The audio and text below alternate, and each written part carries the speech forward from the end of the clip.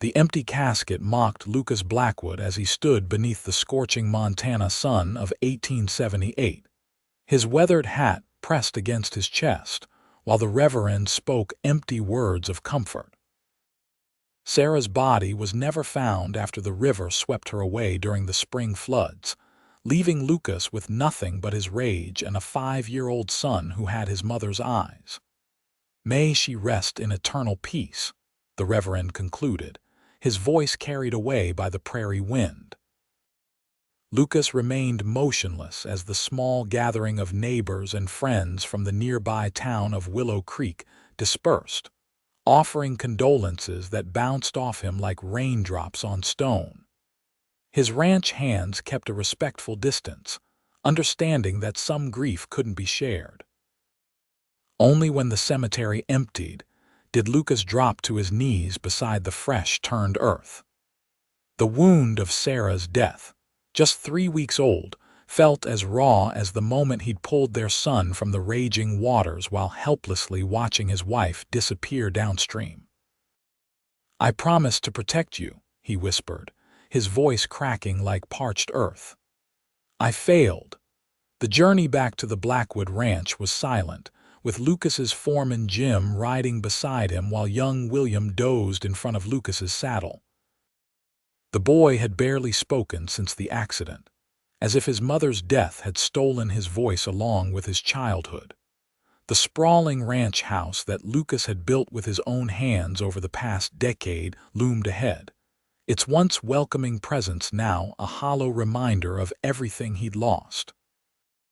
Sarah's rosebushes still bloomed along the front porch, their stubborn beauty a cruel joke. That night, after William finally fell asleep, Lucas sat alone on the porch with a bottle of whiskey, watching darkness claim the land. The ranch hands kept to the bunkhouse, leaving him to his solitude. 3 weeks had passed, but the pain hadn't dulled. If anything, it had sharpened, cutting deeper with each sunrise that Sarah wouldn't see, days blurred into weeks. Lucas worked from dawn until exhaustion claimed him, driving himself and his men relentlessly, as if physical pain might drown the anguish in his heart. He barely spoke except to give orders, and the ranch hands exchanged worried glances when they thought he wasn't looking. William grew quieter, his eyes watching his father with a child's confused understanding of grief. The housekeeper, Mrs. Peterson, did her best to care for the boy, but she couldn't replace a mother or reach a father who had disappeared into himself. 1 month after the funeral, Jim cornered Lucas in the barn. "Boss, you're running yourself into the ground," the foreman said, his lined face showing genuine concern. "The men are worried. William is worried." Lucas continued saddling his horse. "The south pasture needs checking." "It can wait," Jim insisted. "When's the last time you spent more than 5 minutes with your boy?" Lucas's hand stilled on the saddle strap. "I can't," he said simply. "Can't what?" "Look at him without seeing her," Jim sighed. "That boy needs his pa, especially now." Lucas turned away. "I'll be back before dark." The late summer days grew shorter as September arrived. William started school in Willow Creek, riding in with Mrs. Peterson each morning.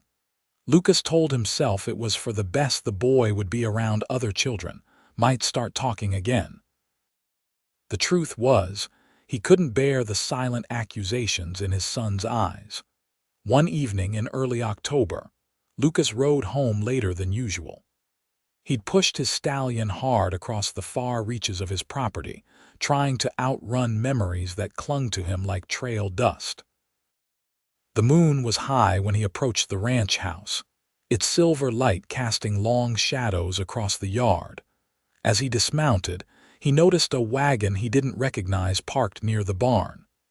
It was a plain farm wagon, sturdy but well used, with no sign of its owner. Frowning, Lucas tied his horse to the hitching post and strode toward the house. Light spilled from the windows, and as he approached, he heard something that stopped him in his tracks: laughter. William's laughter, a sound he hadn't heard since before Sarah died. Lucas paused on the porch, his hand hesitating on the doorknob. Then he pushed it open, stepping into the warmth of his own home as if he were a stranger. The scene before him was unexpected. William sat at the kitchen table, a genuine smile lighting his face as he watched a young woman rolling out dough. Mrs. Peterson stood nearby, beaming as she stirred something that smelled like chicken stew. The woman looked up as Lucas entered, her hand stilling on the rolling pin. She appeared to be in her mid-20s, with auburn hair pulled back in a practical braid and eyes the color of a summer storm. She wore a simple blue dress with the sleeves rolled up to her elbows, dusted with flour. "Mr. Blackwood," Mrs. Peterson said, "you're just in time for supper. This is Miss Rebecca Adler. She's the new schoolteacher in town." Rebecca wiped her hands on her apron and offered a smile that didn't quite reach her eyes. "Mr. Blackwood, I hope you don't mind my intrusion. William invited me to dinner after school." Lucas looked at his son, who was suddenly studying the tabletop with intense interest.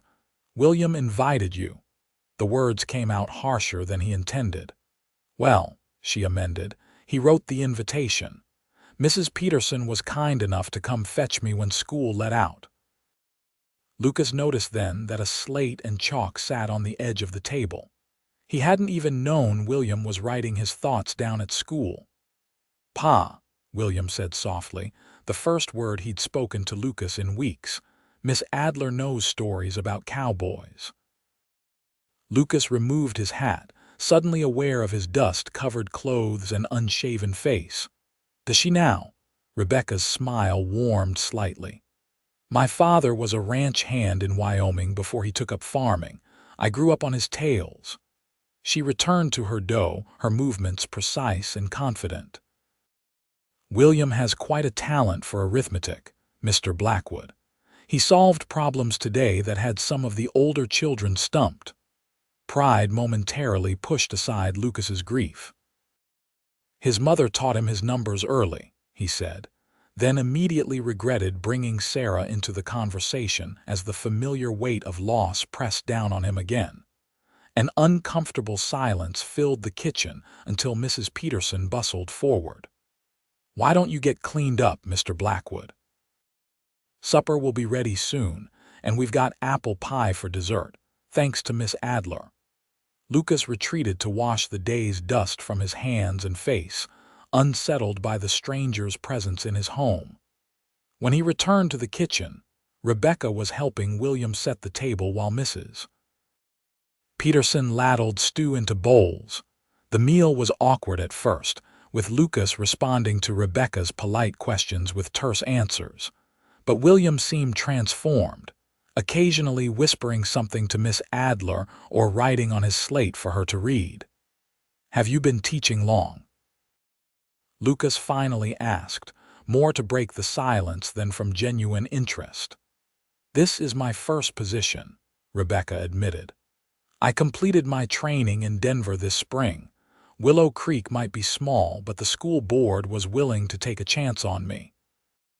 She hesitated, then added, "I lost my parents last year to influenza. There was nothing keeping me in Colorado." Lucas recognized the shadow that crossed her face, the same darkness he carried. "I'm sorry for your loss," he said quietly. "As I am for yours," she replied, meeting his eyes directly. "William told me about his mother." Lucas's jaw tightened. He wasn't ready to discuss Sarah with a stranger, no matter how kind she seemed to be with his son. "It's getting late," he said, pushing back from the table. "I should take you back to town, Miss Adler." "I can drive myself, Mr. Blackwood. I wouldn't want to take you away from your son." Her voice was gentle but firm. "The road can be dangerous after dark," he insisted. "I'll hitch up your wagon." When Rebecca had gathered her things and said goodbye to William, Lucas helped her into the wagon and took the reins himself. The night was clear, stars scattered across the vast Montana sky like diamonds on black velvet. They rode in silence for a while, the only sounds the creak of the wagon and the steady rhythm of the horses' hooves on the dirt road. "Your son is a remarkable boy," Rebecca said eventually. "But he's hurting." Lucas stiffened. "I'm aware of that, are you?" Her voice was quiet but direct. "He thinks you blame him for what happened to his mother." Lucas's hands tightened on the reins. "That's absurd. It wasn't his fault." Children often blame themselves when tragedy strikes, especially when the adults around them are too caught in their own grief to reassure them otherwise. Anger flared in Lucas's chest. "You overstep, Miss Adler." "Perhaps," she agreed, "but someone needs to speak for William." They reached the edge of town, where a small house sat near the schoolhouse. Lucas helped her down from the wagon, his movements stiff with suppressed emotion. "Thank you for the ride, Mr. Blackwood," Rebecca said, standing in the pool of light from her porch lantern.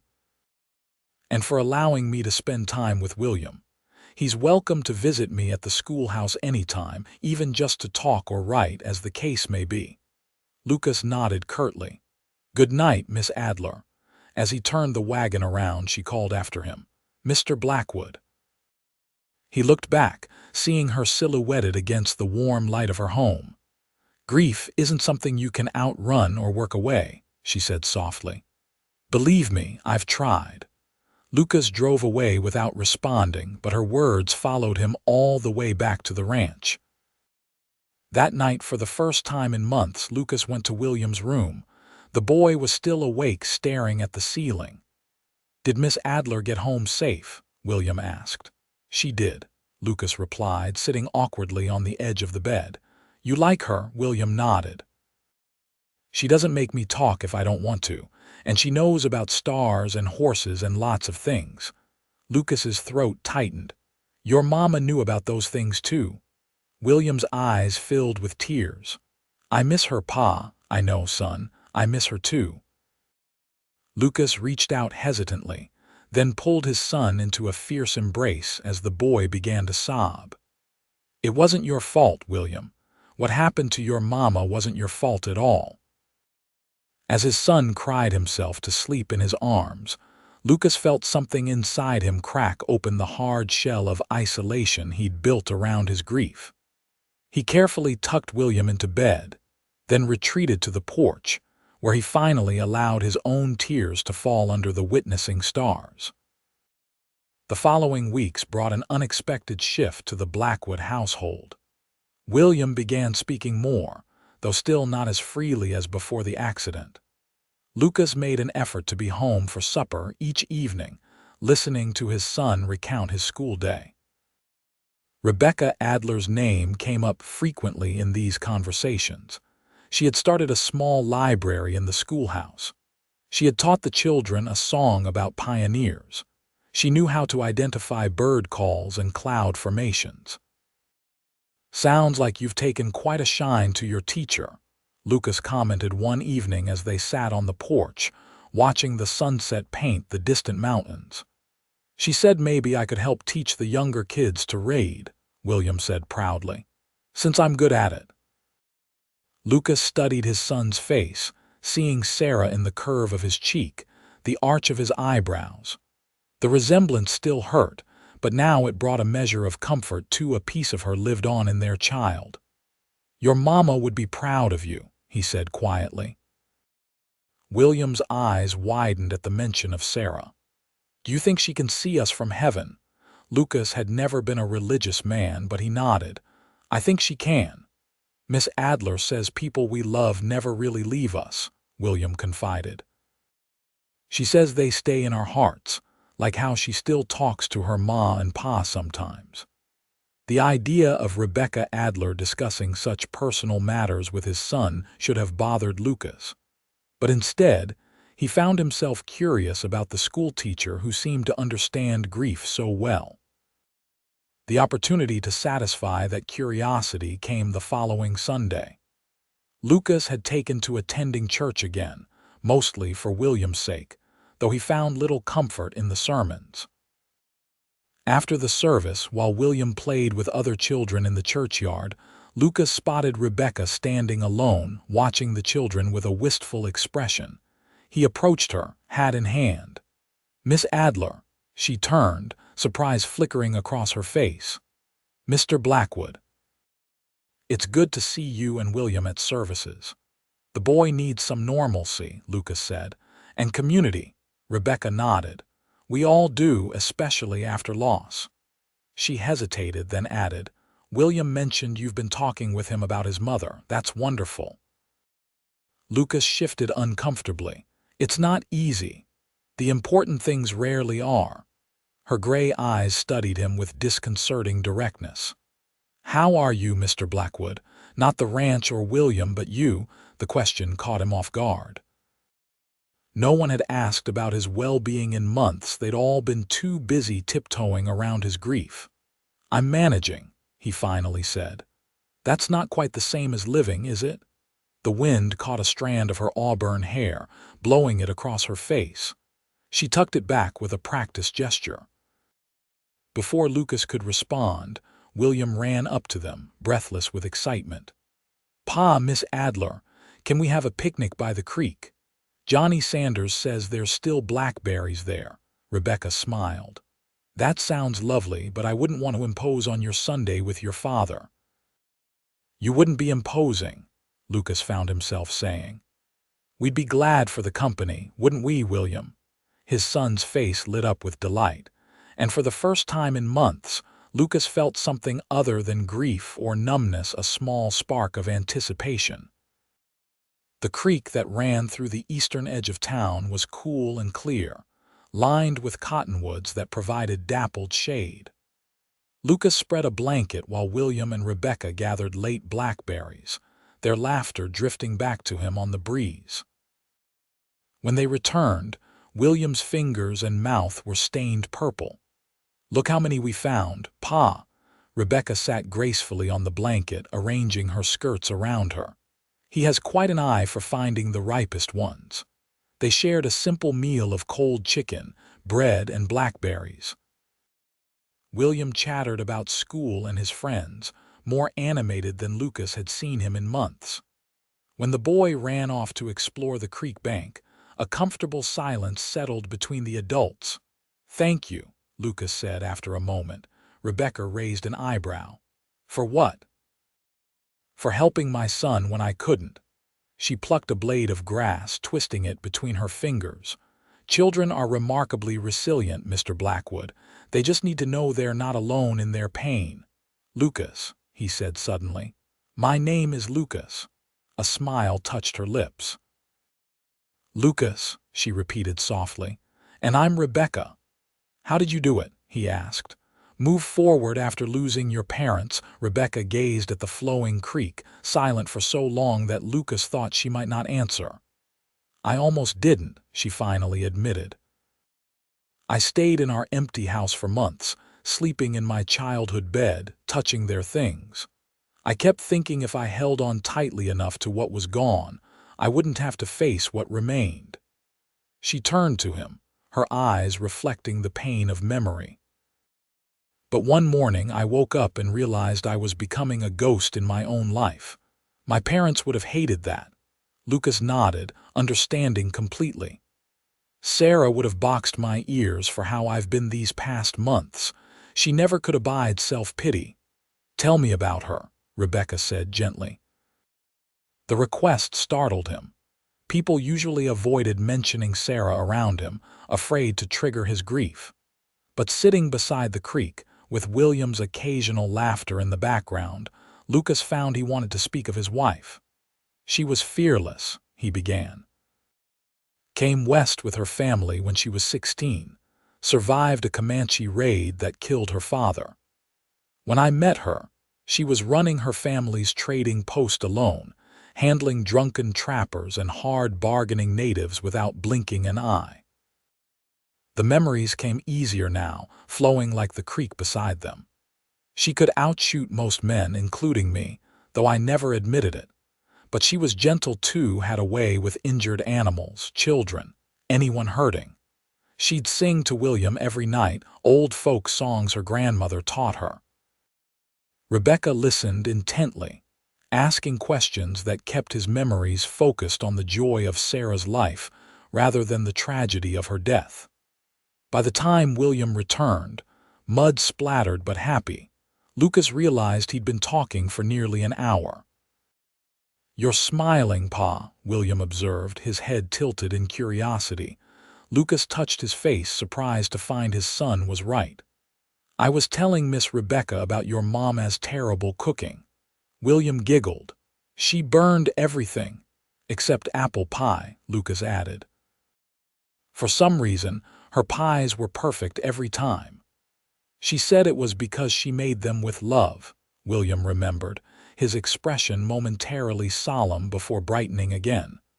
"Miss Rebecca makes good pies too." Rebecca laughed, a rich, warm sound that seemed to fit perfectly with the sunlight and flowing water. "High praise indeed. Perhaps I could teach you my secret recipe sometime, William." The afternoon passed pleasantly, and when it came time to part ways, Lucas found himself reluctant to see the day end. They walked Rebecca to her small house, William running ahead to inspect a particularly interesting rock or flower every few yards. At her door, Rebecca turned to them both. "Thank you for a lovely Sunday." "We should do it again," Lucas said, then added hastily, "for William's sake." Something knowing flickered in Rebecca's eyes. "Of course, for William." As October gave way to November, Rebecca became a regular visitor at the Blackwood ranch. Sometimes she came for supper, bringing books for William or helping him with a particularly challenging school assignment. Other times, Lucas would bring William to town on Saturdays, and they'd spend the afternoon with Rebecca at the small town library or walking by the creek. The ranch hands noticed the change in their boss. Jim commented that Lucas was less like a bear with a thorn in his paw these days. Mrs. Peterson took to humming as she cooked, pleased to see life returning to the household.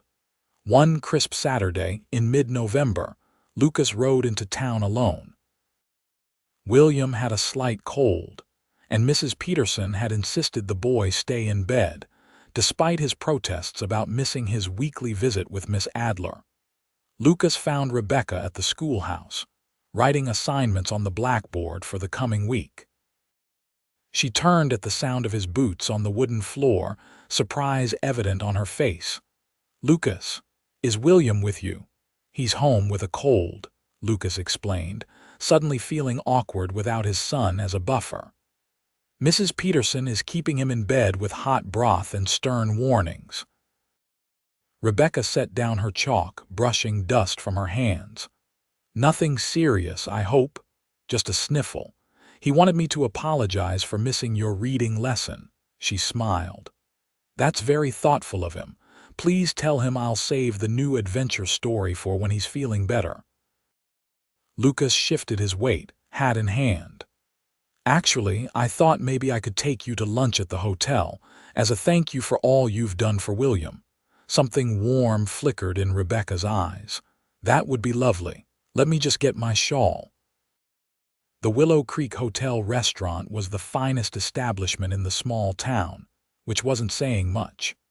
Still, the tables had clean cloths, and the food was several steps above trail cooking. Lucas felt oddly nervous as he held Rebecca's chair, aware of curious glances from other diners. Widower Lucas Blackwood dining with the pretty new schoolteacher would certainly set tongues wagging.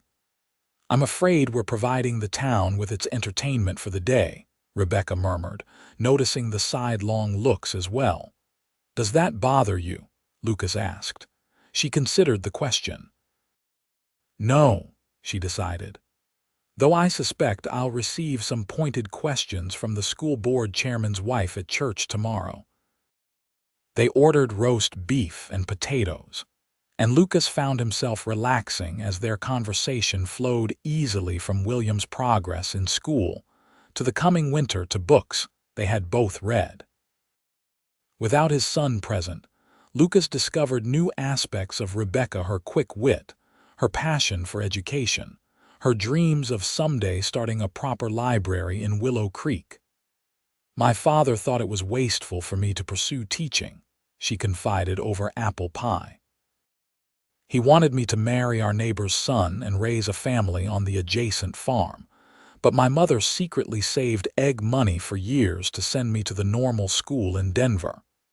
She must have been very proud when you graduated." Rebecca's face clouded. She never saw it. "They both fell ill the winter before. I almost didn't go back to finish, but my mother's last coherent words to me were, 'Don't you dare waste my egg money, Rebecca Jane.'" Lucas reached across the table, briefly covering her hand with his. "She raised a daughter as determined as she was." Rebecca turned her hand over, her fingers lightly touching his palm before withdrawing. "What about you, Lucas? Did you always want to be a rancher?" "No," he admitted. "I came west to find gold like thousands of other fools, found hardship and hunger instead. Was working as a hired gun for a cattle drive when we passed through this valley. Something about the land spoke to me, the mountains to the west, the prairie rolling east, the creeks running clear and cold. So you stayed. Worked 3 years as a ranch hand, saved every penny, then staked my claim on the land. Built the cabin with my own hands before the first snow fell. Nearly froze to death that winter, but by spring I had 5 cows and a dream." "And then you met Sarah," Rebecca prompted gently. Lucas nodded. "At the trading post, when I went to buy seed for my first vegetable garden. She took one look at my plans and told me I'd planted all wrong for Montana soil." He smiled at the memory. "She was right, of course. Saved my crops and probably my life that second winter." "She sounds like a remarkable woman." "She was." Lucas studied Rebecca across the table. "She would have liked you." Rebecca's eyes widened slightly at the compliment. "I wish I could have known her." After lunch, they walked through town, the November sun warm on their backs despite the crisp air. They ended up at the cemetery, where Lucas had not returned since the funeral. Rebecca seemed to sense his hesitation at the wrought iron gates. "We don't have to go in," she said softly. Lucas squared his shoulders. "No, it's time." Sarah's grave was marked by a simple stone bearing her name, dates, and the words "beloved wife and mother." Someone had placed fresh wildflowers in a jar at the base. William, Lucas suspected, perhaps with Mrs. Peterson's help. He stood silent for a long moment, Rebecca a respectful distance behind him. The crushing grief he had expected didn't come. Instead, he felt a gentle sadness, like the shadow of a cloud passing over the sun. "I haven't been a very good husband," he said quietly, "even after death." Rebecca moved to stand beside him. "What do you mean?" "I've been so caught up in my own pain that I've neglected what mattered most to her, our son." He looked down at the fresh-turned earth. "She would be so disappointed in me." "I think she would understand," Rebecca said. "Grief isn't rational or tidy. It's messy and overwhelming and different for everyone." She hesitated, then added, "But she would be proud of you now, finding your way back to William, to life." Lucas turned to her, struck by the compassion in her gray eyes. "How did you get so wise about grief?" A sad smile touched her lips. "By surviving it." As they left the cemetery, Rebecca's hand found his, her touch light but steady. Lucas didn't pull away, grateful for the human connection, for the understanding that passed between them without words. The following weeks brought the first snows of winter. The Blackwood Ranch prepared for the cold months ahead, mending fences, storing hay, weatherproofing the barn and house. William continued to improve, talking more freely and even laughing occasionally. He spoke of his mother without the shadow of guilt that had haunted him before, sharing memories with Lucas that sometimes brought tears but more often smiles. Rebecca visited when weather permitted, though the 3 miles between town and the ranch became more challenging as snow deepened. Lucas found himself watching the sky anxiously on days when she was expected, relieved when her wagon appeared on the horizon. One such afternoon in early December, dark clouds threatened as Rebecca arrived for supper. William ran to meet her wagon, chattering excitedly about the Christmas pageant the school was planning. "You'll need to help me practice my lines, Miss Rebecca," he insisted as he led her into the house. "I'd be happy to," she replied, unwinding her scarf, "but I can't stay too long today." "That storm looks like it means business." Lucas greeted her with a warmth that now felt natural. "We could hitch up the sleigh to take you home if the snow starts." Rebecca smiled her thanks, but her expression grew concerned as she looked out the window at the darkening sky. "Actually, I should probably head back after we have our reading lesson, William. I don't want to get caught in a blizzard." Despite her words, the storm moved in faster than expected. By the time they finished supper, heavy snow was falling, driven by a fierce wind that howled around the eaves of the ranch house. "You can't go back to town in this," Lucas said firmly, peering out at the whiteout conditions. "The horses would lose the trail and you'd freeze before you found your way." Rebecca bit her lip, clearly conflicted. "I don't want to impose." "It's not an imposition," Lucas assured her. "We have plenty of room. You can take Sarah's." He stopped, the words catching in his throat. Rebecca's expression softened. "I can sleep on the sofa, Lucas, really," Mrs. Peterson intervened. "Nonsense. The guest room is all made up. I'll just put fresh linens on the bed and build up the fire." Later, after William was tucked in bed and Mrs. Peterson had retired to her room off the kitchen, Lucas and Rebecca sat in the parlor, listening to the storm rage outside. A fire crackled in the hearth, casting a warm glow over the room. "Thank you for your hospitality," Rebecca said, her hands cradling a cup of hot cider. "I should have paid more attention to the weather signs." "I'm glad you're here," Lucas admitted. "Safe." A comfortable silence settled between them, broken only by the occasional pop from the fireplace and the persistent howl of the wind. Lucas found his gaze drawn to Rebecca's profile, the firelight playing across her features, turning her auburn hair to burnished copper. "What are you thinking?" she asked, catching his gaze. Lucas considered deflecting the question but found himself answering honestly. "That I'm grateful William's cold brought me to your schoolhouse that day." Color rose in Rebecca's cheeks. "I'm grateful too." "Rebecca," Lucas began, then hesitated, uncertain how to express the feelings that had been growing in him over the past weeks. "I never expected to." A particularly violent gust rattled the windows, making them both start. The fire flickered, shadows dancing across the walls. "The storm is getting worse," Rebecca observed, setting down her cup. "I should let you get some rest." She rose, and Lucas stood as well, suddenly reluctant to end the evening. They stood facing each other, the fire's warmth at their backs, something unspoken hanging in the air between them. "Good night, Lucas," Rebecca finally said, her voice soft. "Good night," he replied, watching as she made her way to the guest room.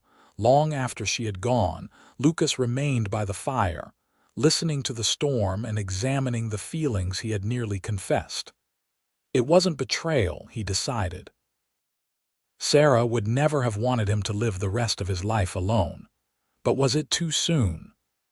Would Rebecca think he was simply seeking a replacement for what he had lost? The storm raged for 2 days, keeping Rebecca at the ranch. She filled the hours helping William with his school lessons, teaching Mrs. Peterson new recipes, and in the evenings, joining Lucas by the fire for conversation that ranged from books to politics to their hopes for the future. By the time the sky cleared on the 3rd day, something had shifted between them, a tentative understanding, an unspoken possibility. Lucas insisted on driving Rebecca back to town himself, leaving William in Mrs. Peterson's care. The world was transformed by the snow, pristine white stretching to the horizon, the mountains gleaming in the distance. "It's beautiful," Rebecca breathed as the sleigh glided smoothly over the newly broken trail. "Like the world has been made new." Lucas glanced at her, cheeks flushed with cold, eyes bright with wonder, and felt something tighten in his chest. "Yes," he agreed, not looking at the landscape. "Beautiful." In town, he helped her down from the sleigh, holding her hand perhaps a moment longer than necessary. "The Christmas social is next weekend," he said. "William and I would be honored if you'd attend with us." Rebecca's smile warmed him more effectively than the buffalo robe they'd shared on the ride. "I'd like that very much." The town's Christmas social was held in the church hall, decorated with pine boughs and red ribbons.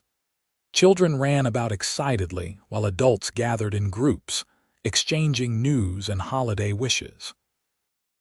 Lucas felt unusually self-conscious as he entered with William, both of them wearing their Sunday best. Rebecca was already there, helping arrange refreshments on a long table. She wore a forest green dress that complemented her auburn hair, which was styled more elaborately than usual, with small white flowers woven into the braids. William spotted her first. "Miss Rebecca, you look pretty," she turned, her face lighting up at the sight of them. "Thank you, William. You're quite handsome yourself." Her eyes met Lucas's. "Both of you." Lucas felt a warmth that had nothing to do with the crowded room. "You look lovely," he said quietly. The evening passed in a pleasant blur of music, conversation, and laughter. William joined the other children in singing carols, his clear voice rising confidently. Lucas and Rebecca danced once, when the fiddler struck up a waltz, their movements slightly awkward at first but soon finding a natural rhythm. "People are watching," Rebecca murmured as he guided her around the floor. "Let them," Lucas replied, surprising himself with his lack of concern for the town's gossip. As the social wound down, William began to droop with exhaustion. Lucas scooped him up, the boy's head resting heavily on his shoulder. "We should get him home," he told Rebecca.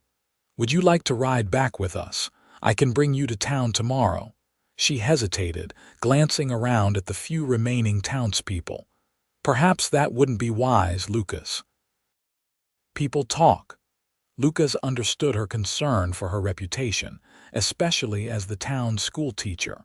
"Then let me walk you home at least." After settling William in the wagon with blankets, Lucas walked Rebecca the short distance to her small house. The night was clear and cold, stars brilliant in the black sky. On her porch, Rebecca turned to him. "I had a wonderful evening." "So did I," Lucas said. He stepped closer, drawn by something he couldn't resist. "Rebecca," she placed a gentle finger against his lips. "Not yet," she whispered. "I'm not sure either of us is ready." Lucas caught her hand, pressing a kiss to her palm instead. "I'll wait," he promised. "As long as you need." Christmas at the Blackwood Ranch was more festive than Lucas had anticipated. William insisted on decorating a pine tree in the parlor, and Mrs. Peterson baked cookies and pies that filled the house with tempting aromas. Lucas even found himself joining in when William wanted to sing carols in the evening. Rebecca joined them for Christmas dinner, bringing small gifts for everyone: a hand-knitted scarf for William, cookies for Mrs. Peterson, and for Lucas, a leather-bound journal. "For your thoughts," she explained as he turned it over in his hands. "Sometimes writing them down helps make sense of them." That night, after everyone had gone to bed, Lucas sat at his desk and opened the journal. He stared at the blank page for a long time before finally beginning to write. "Dear Sarah, I don't know if you can see us, but William asked me to tell you that he misses you. So do I every day, but something has changed. I've met someone." The words came easier after that, flowing from his pen as he wrote about the past months, about his grief and guilt, about William's recovery, and finally, about Rebecca. It felt like a conversation with Sarah, one they should have had but never would. When he finally set down the pen, tears had tracked silently down his face, but they weren't tears of despair.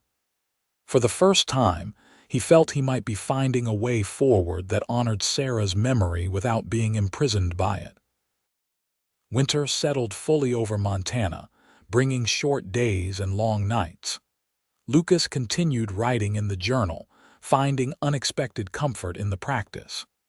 Sometimes he wrote to Sarah, other times just for himself, working through the complicated emotions that came with opening his heart again. Rebecca continued to visit the ranch regularly, weather permitting. She and William worked on his reading and arithmetic by the fire, while Lucas pretended to review ranch accounts but mostly watched them together, struck by how natural they seemed with each other. One evening in late January, after William had gone to bed, Lucas and Rebecca sat talking quietly in the parlor. The conversation turned to spring plans, Rebecca's ideas for the school garden, Lucas's concerns about the calving season. "I've been thinking about expanding the house," Lucas said suddenly. "Adding another bedroom and perhaps a proper study." Rebecca looked up from her sewing. "That sounds like a significant undertaking. The ranch has done well this year. And William is growing fast, he'll need his own space soon enough." She nodded, her needle flashing in the lamplight. "It's good to plan for the future." Lucas gathered his courage. "Rebecca, when I think about the future now, I see you in it." Her hands stilled, eyes lifting to meet his. "Lucas." "I'm not asking for anything yet," he assured her quickly. "I know it's too soon, but I wanted you to know that my feelings for you are serious." Rebecca set her sewing aside and moved to sit beside him on the sofa. "My feelings for you are serious too," she admitted softly. "But there's something I need to ask you. Anything. When you look at me, do you see me? Or do you see someone to fill the empty space Sarah left?" The question was direct, even painful, but Lucas appreciated her honesty. "At first, maybe I just saw someone who was good for William," he admitted. "Someone who understood grief, but now—" He took her hand, his thumb tracing circles on her palm. "Now I see Rebecca Adler with her quick mind and kind heart, her strength and her stubbornness.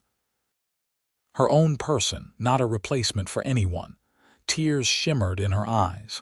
"I needed to hear that. And I need you to know that what I feel for you doesn't diminish what I felt for Sarah. It's different but just as real." Rebecca leaned forward, resting her forehead against his. "I think I'm falling in love with you, Lucas Blackwood." His heart seemed to expand in his chest. "I think I've already fallen, Rebecca Adler." Their first kiss was gentle, tentative, a question and an answer all at once. When they drew apart, Lucas saw in Rebecca's eyes the same wonder he felt that life could offer such a gift after such loss. February brought milder weather and the first stirrings of spring. Lucas threw himself into ranch work with renewed energy, while continuing to make time for William each evening. The boy thrived under the combined attention of his father and Rebecca, who now came to dinner several times a week. Word had spread through Willow Creek about the relationship between the rancher and the schoolteacher. Most reactions were positive. The townspeople had worried about both Lucas and his son after Sarah's death, and they respected Rebecca's intelligence and kindness. Not everyone approved, however. The school board chairman, Edwin Porter, cornered Lucas outside the general store one afternoon in late February. "Blackwood," he said without preamble, "there's talk about you and Miss Adler." Lucas continued loading supplies into his wagon. "Is there?" "The school board hired a respectable young lady to teach our children. If her reputation is compromised," Lucas straightened to his full height, several inches taller than Porter. "Are you questioning Miss Adler's character?" Porter stepped back, apparently reconsidering his approach. "I'm merely suggesting that appearances matter. A young, Unmarried woman spending so much time at a widower's ranch raises eyebrows. Miss Adler has been a blessing to my son, Lucas said evenly, and Mrs. Peterson is always present as chaperone. Nevertheless, my intentions toward Miss Adler are honorable, Lucas interrupted. Beyond that, it's not your concern. Porter's face reddened. The moral character of our teacher is very much the school board's concern, Blackwood. Lucas leaned closer, his voice low but intense. Rebecca Adler is a fine teacher and a fine woman. Anyone who suggests otherwise will answer to me. Is that clear? The confrontation troubled Lucas more than he let on. That evening, he recounted it to Rebecca as they sat on the porch after William had gone to bed. I worried this might happen, she sighed. Small towns can be unforgiving. Porter had no right to question your character, Lucas said, still angry. Rebecca placed a calming hand on his arm. He's responsible for the school and the children. From his perspective, I can understand the concern. What do you want to do? She gazed out at the stars, considering. I love teaching, Lucas, but I love you and William more. The simple declaration took his breath away. They had danced around the word love since that January evening, but neither had stated it so directly. Marry me, he said suddenly.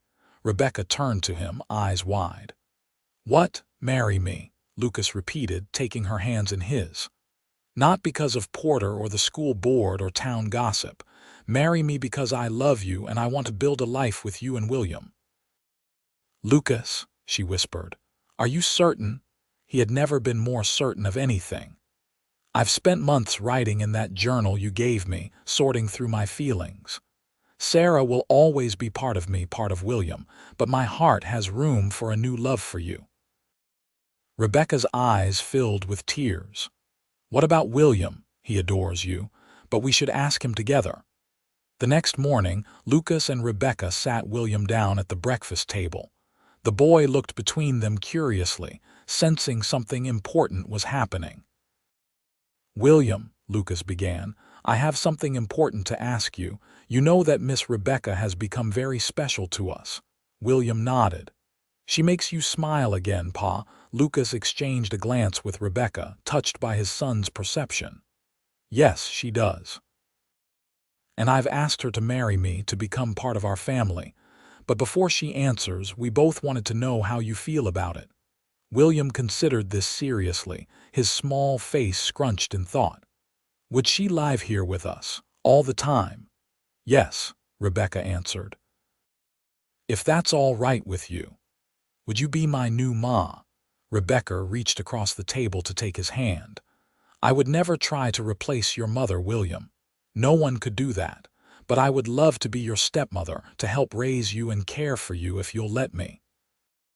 William was quiet for a moment, then asked, Would Ma be sad? Lucas felt his throat tighten. No, son. Your ma would want us to be happy. She would want you to have someone to love you and care for you, and she would want me to have a partner to share my life with. William seemed satisfied with this answer. He looked at Rebecca, his expression solemn. I think I'd like having you as my stepmother. You already help me with my lessons and you make good pies. Rebecca laughed, tears in her eyes. Those are excellent reasons. So can I call you Ma Rebecca? You can call me whatever feels right to you, William. The boy thought for another moment, then smiled. I think Ma would like you being here with us. It was the highest approval he could give, and Lucas saw Rebecca recognize the gift in his words. She opened her arms and William went to her, accepting her embrace with the simple trust of childhood. So, Lucas said when they separated, does this mean you're saying yes, Rebecca Adler? She smiled through her tears. Yes, Lucas Blackwood, I will marry you. Spring arrived in earnest as March gave way to April. The ranch bustled with activity, calves being born, fences repaired after winter damage, fields prepared for planting. Lucas hired 2 new hands to help with the expanded herd, a sign of the ranch's prosperity. Rebecca resigned from her teaching position, effective at the end of the school year in May.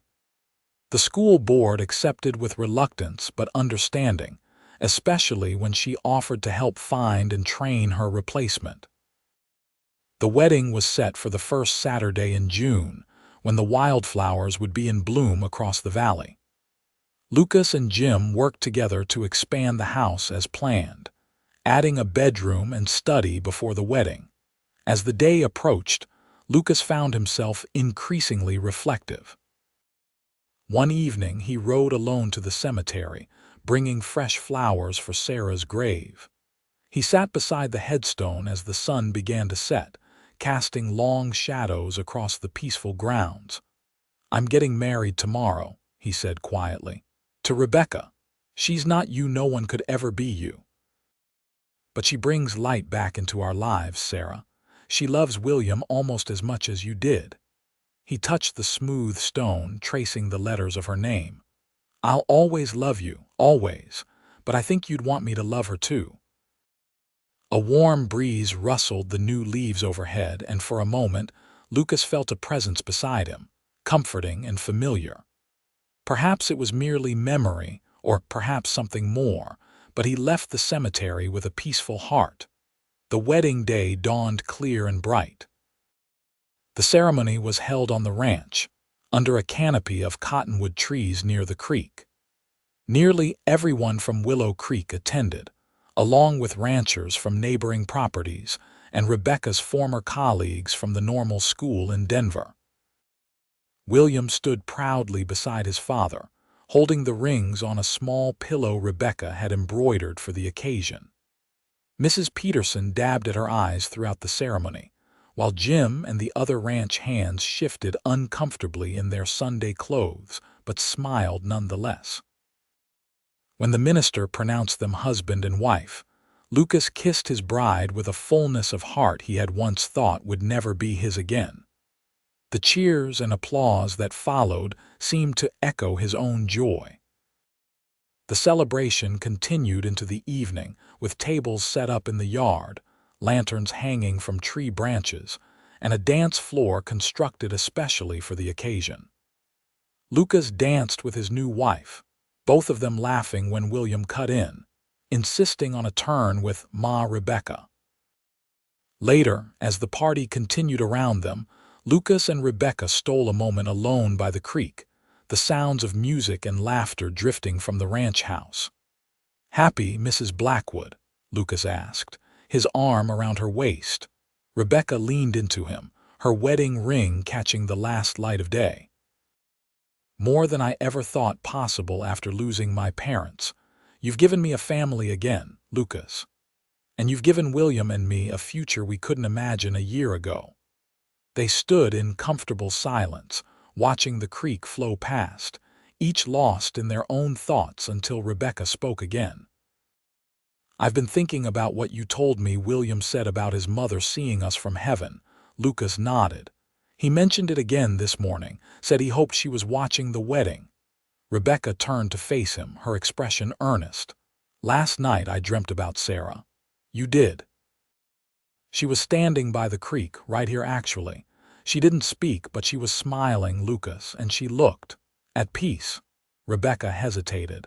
"I know it was just a dream, but it felt so real." Lucas brushed a strand of hair from her face. "What do you think it means?" "I think." Rebecca took a deep breath. "I think it means I don't have to worry about taking her place, because she'll always have her own place in your hearts, and maybe she's glad you've found happiness again." Lucas pulled her close, overwhelmed by emotion. "When you first came to dinner that night and William was laughing again, I felt something I hadn't felt since the accident. Hope." He rested his forehead against hers. "You gave us that, Rebecca." "No," she corrected gently. "We gave it to each other." From the direction of the house, they heard William calling for them, his voice excited. "Pa, Ma, Rebecca, come quick. It's time for the cake." They turned together, hand in hand, toward the sound of their son's voice and the warm lights of home. 1 year later, Lucas stood on the porch of the expanded ranch house, watching the sunset paint the distant mountains gold and crimson. The past 12 months had brought changes he could never have anticipated when he stood by Sarah's empty casket, consumed by grief. The ranch had prospered, with new breeding stock and expanded grazing lands. William had grown inches taller and had just completed his first year with the new teacher, though he still claimed no one was as good as Ma Rebecca. And Rebecca herself had transformed the house into a true home again, filling it with books and music and laughter. Her garden bloomed with vegetables and flowers, and her steady presence had healed something in both Blackwood men that they hadn't known was broken. The screen door creaked behind him and Rebecca joined him on the porch, carefully balancing their 3-month-old daughter, Rose, in her arms. "She finally fell asleep," Rebecca whispered, the baby's dark head nestled against her shoulder. Lucas smiled, gently touching his daughter's soft cheek. "She has your stubbornness. And your lungs," Rebecca countered with a tired smile. The baby had kept them up most of the previous night, testing the limits of her healthy voice. William appeared in the doorway, his schoolbooks under one arm. "Can I ride with Jim to check the north pasture fence?" "He said I could if it's all right with you." Lucas exchanged a glance with Rebecca. At 10, William was becoming more independent, eager to learn the workings of the ranch. "Be back before dark," he agreed. As William raced toward the barn, Rebecca shifted the baby to her other shoulder. "He's growing up so fast." "Too fast," Lucas agreed. "Seems like yesterday he was Rose's size." They stood in comfortable silence, watching the sun sink lower. Lucas slipped his arm around Rebecca's waist, drawing her and the baby closer to his side. "Any regrets?" he asked quietly. "Trading teaching for midnight feedings and ranch life." Rebecca looked up at him, her gray eyes clear and certain. "Not one." She leaned her head against his shoulder. "This is where I belong, Lucas, with you and William and Rose." From the barn came the sound of hoofbeats as William and Jim rode out, the boy's excited voice carrying on the evening air. The baby stirred but didn't wake, her tiny hand curled around her mother's finger. Lucas thought back to that dark day by the river when he'd believed his life had ended along with Sarah's. How wrong he had been. Grief hadn't disappeared. He still visited Sarah's grave, still told William stories about his mother, still occasionally felt the sharp pang of loss when something reminded him particularly of her.